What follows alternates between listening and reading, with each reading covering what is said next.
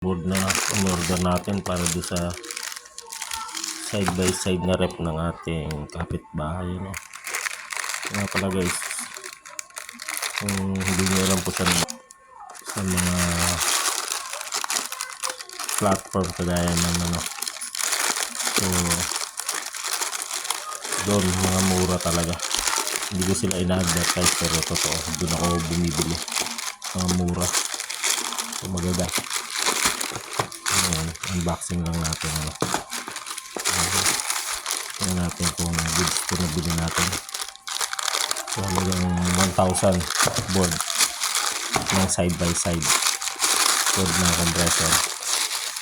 So tingnan natin kung okay. So binidyoan ko para tayong ebidensya para sa may problema. Side by side na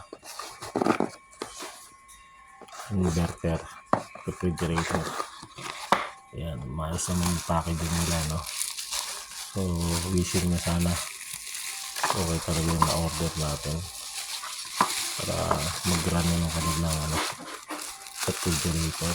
So okay naman, naka-bubble wrap, secure naman, naka-box. Tingnan natin kung identical to nung in-order natin. So based sa itsura naman, mga identical naman siya, no? So try natin ito ikabit bukas. Ito naman yung mga parts. Wala ako nakitang kakaiba, bodron.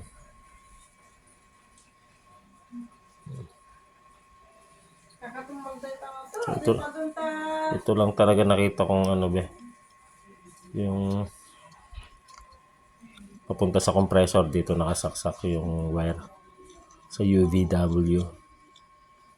So tingnan natin kung kagaya to ng aking in-order, So yan guys, ganyan lang ako umorder. Isa ipa-repair, 1.5 daw repair ng board. Kayo repair ng board o bilan na lang natin si customer ng bago. So ako, I prepared bilang ko na lang, bigyan ng warranty. And then at the end of several days or months, masisira ulit. Kaya mura-mura lang naman, wala pang 1,000 to. And then ang repair daw 1.5. So hindi reasonable yung repair, di ba? Kung may nasirang isang, possible may masira uling iba. So yan guys, tinitip ko lang sa inyo. Marami kasi iba naghahanap ng gagawa ng board. So bakit nyo papagawa kung ang halaga naman ng board na re-repair ay mura lang, Mas mahal pa ang cost ng repair kaysa sa bilan natin ng bago. Okay guys, gusto ko lang i-share. Salamat guys.